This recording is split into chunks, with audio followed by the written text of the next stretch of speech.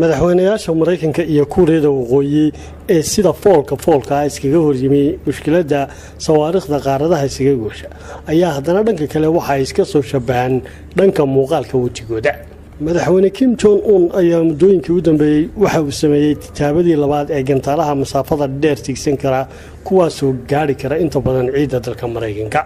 dhanka kalena iyadoo ay Kuuriyada Waqooyi intii muddo ahayd bahadal haysay duqeyn dhanka gantaalaha oo ay ku sameyn karto Mareykanka ayaa xilligan waxa la soo gaaray waqtigii Mareykanku ay ku hanjabayeen inay diyaariyeen hubkoodii oo ay ku fulin lahaayeen howlgalka uu Donald Trump ugu magacdaray dabka cadhaysan ee aan isagoo kale adduunka hore loogu arag. Professor John Tillery oo kaaliya dhanka maamulka ka ah jaamacadda UNC ee magaalada Seoul oo faalle ka bixiyay labada hogaamiye ee Mareykanka iyo Kuuriyada Waqooyi ayaa waxa uu leeyahay madaxweyne Donald Trump waxa uu ahaa madaxweynihii ugu badnaa ee aan loo saadaalin inuu xafiiska aqalka cad ku guulaysan doono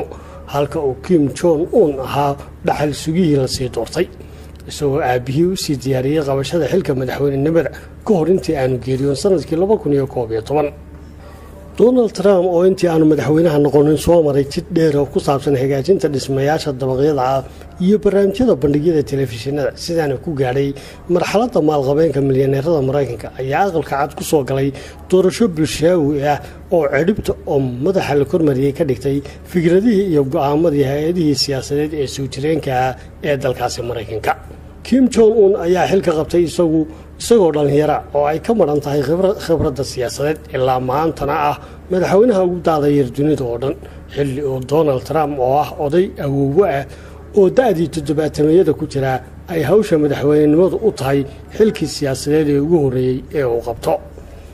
Professorka warbixintan diyaariyay waxa uu leeyahay Kim Jong Un waxa uu aaminsan yahay inuu dhanka siyaasadda kaga khibrad badan yahay Donald Trump laftiisa sidoo kalena waxa uu haystaa inuu xilka sii joogi doono muddo dheer oo xitaa kaga dambeyn doono Donald Trump. labada hogaamiyeba waxay ku adag yihiin siyaasadda ku saabsan inay shaqada u dirsadaan dad ay qoys wadaagaan oo meel uun iska soo galaan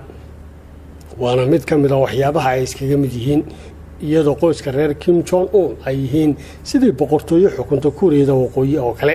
xilli ay inanta uu Donald Trump dhalay ee Ivanka Trump ay u shaqayso sidii la taliye madaxweyne ninkeeduna uu sidoo kale la taliye dhow u yahay madaxweynaha.